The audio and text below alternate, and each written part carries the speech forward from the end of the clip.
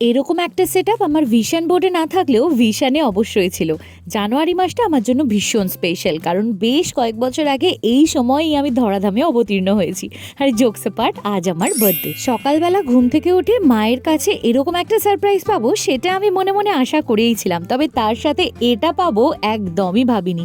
ভীষণ পছন্দ হয়েছে। এখন ডায়েরি, পেন আর ফোন নিয়ে আমি এসেছি ছাদে। রোজ যে ডায়েরি লিখি তা নয়, তবে এরকম বিশেষ দিনে দু এক লাইন ইচ্ছা করলে সবসময় লিখে রাখি। আজ তো আমি একদিনের সেলিব্রিটি। কাল রাত 12টার পর থেকে পাওয়া সুন্দর সুন্দর উইশগুলো দেখছি, আর তোমাদের সবাইকে আরও একবার thank you so much for making my day so special, তোমাদের পার্সোনালাইজড সুন্দর সুন্দর মেসেজ দিয়ে। যদিও মা ব্রেকফাস্টে লুচি করতে চেয়েছিল, আমি বললাম হালকা ফুলকা রাখি, কারণ লাঞ্চটা ভারী হতে চলেছে। আর এই হলো আজ আমার বার্থডে ড্রেস। এরকম রেড কালারের ড্রেস না এর আগে আমি কখনো পরিনি।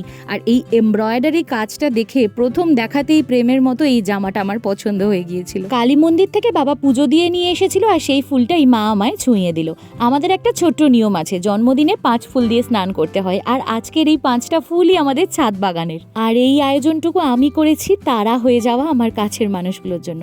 যাই হোক, মা এখানে সারা সকাল ধরে রান্না করে এখন নিজে হাতে আমার থালাটা সাজিয়ে দিচ্ছে, আর আমি এখানে গুনছিলাম যে কত রকম ভাজা করেছো।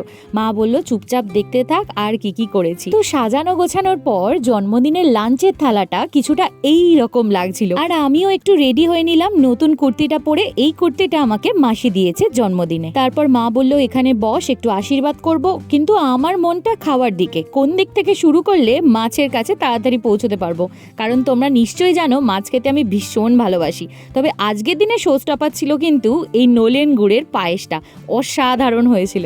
খাওয়া দাওয়া করে এখানে আমি বসেছি বো বানাতে। প্রায় 8 মাস মতো আগে একটা বার্থডে ডেকোরেশন দেখে ভেবেই রেখেছিলাম যে এটা আমি আমার বার্থডেতে করবই, আর সেই মতো এখানে লেগে পড়েছি।